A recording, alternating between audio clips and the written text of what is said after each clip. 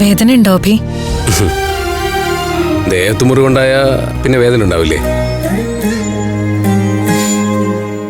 തണുത്ത് ചിരിക്കുന്നു. വേദന ഉണ്ടാവാൻ ദേഹത്ത് മുറിവുണ്ടാവണമെന്നില്ല, മനസ്സ് മുറിഞ്ഞാലും പോരെ. അഖില ഇന്നലെ പറഞ്ഞതൊക്കെ അഭിയോടായിരുന്നെങ്കിൽ എന്തു പറയായിരുന്നു തിരിച്ച്? പേടികൊണ്ട പുറത്തേക്ക് പോണ്ടാന്ന് പറഞ്ഞത്. അഭിക്ക് എന്താ പറ്റിയെന്നുള്ള കാര്യം ആരും അറിയണ്ടെന്ന് അഭിയും പറഞ്ഞു.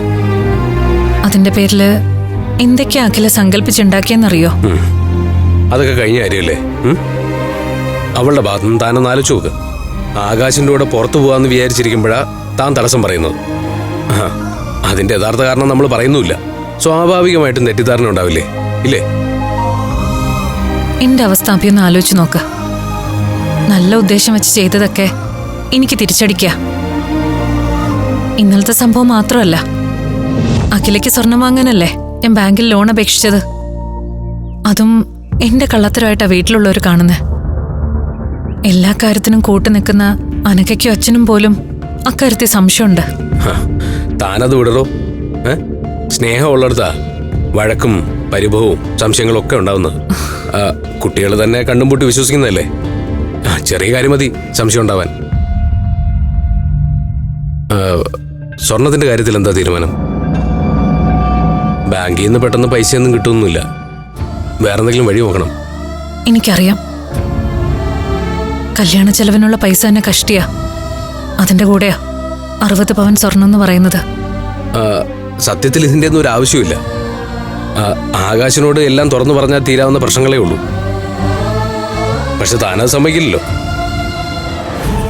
അപ്പൊ പിന്നെ അനുഭവിക്കുക, അത്ര തന്നെ. എല്ലാം പറഞ്ഞാലോന്ന് പലപ്പോഴും ഞാൻ ആലോചിച്ചതാ അഭി. പക്ഷേ അഖിലയ്ക്കത് സങ്കടാവും. അവളുടെ കല്യാണം നടത്താൻ വേണ്ടിയാ ഇത്രയും വലിയൊരു ബാധ്യത എടുത്ത് തലയിൽ വെക്കുന്നതെന്നറിഞ്ഞാ ഉള്ള സന്തോഷം കൂടി പോവില്ലേ? ഇന്നലത്തെ കാര്യം തന്നെ ഓർത്തു നോക്ക്. കലാവതിയെ പേടിച്ചാ അഖിലയോട് പുറത്തു പോണ്ടാന്ന് ഞാൻ പറഞ്ഞേ. അവളത് മനസ്സിലാക്കിയത് വേറൊരു അർത്ഥത്തിലും. എന്റെ അഭിയുടെയും കല്യാണം മുടങ്ങിയതുകൊണ്ടുണ്ടായ അസൂയ എനിക്കെന്ന്. ഞാൻ എന്താ പറയാ? എന്തായാലും കലാവതിയോടുള്ള പേടി തൽക്കാലം മാറ്റി വെച്ചേക്ക്. ഇനിയിപ്പോ പെട്ടെന്നൊരു പ്രകോപനം അവരുടെ ഭാഗത്തുനിന്ന് ഉണ്ടാവില്ല.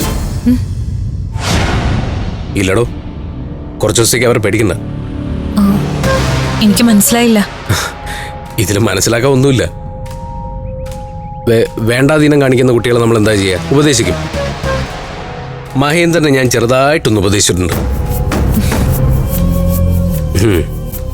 അവന് പെട്ടെന്ന് കാര്യങ്ങൾ മനസ്സിലായി. നല്ല കുട്ടിയാ. കിട്ടേണ്ടത് കിട്ടിയപ്പോഴത്തേക്ക് ആൾ ഡീസൻ്റായി. തല്ലിയോ? അതോട് നമുക്കിപ്പോ നമ്മുടെ കാര്യങ്ങൾ ആലോചിക്കാം. സ്വർണം വാങ്ങാനുള്ള പൈസയാണല്ലോ പ്രശ്നം. പ്രൈവറ്റ് ബാങ്കുകൾ ഇഷ്ടം പോലെ ഉണ്ട്. ചോദിക്കുന്ന കാശ് അവർ തരികയും ചെയ്യും. പക്ഷെ പലിശയാണ് പ്രശ്നം. എന്ത് ചെയ്തിട്ടായാലും പൈസ കിട്ടിയേ പറ്റൂ അബി. ഇന്നലത്തെ വഴക്ക് അച്ഛൻ ഇടപെട്ട് തീർത്തു. പക്ഷേ അഖിലയുടെ മനസ്സ് മാറാൻ ഒരു നിമിഷം മതി. ഫ്ലവേഴ്സ് സ്മാർട്ട് ഷോ ശനി ഞായർ ദിവസങ്ങളിൽ രാത്രി 9:30 ഫ്ലവേഴ്സിൽ.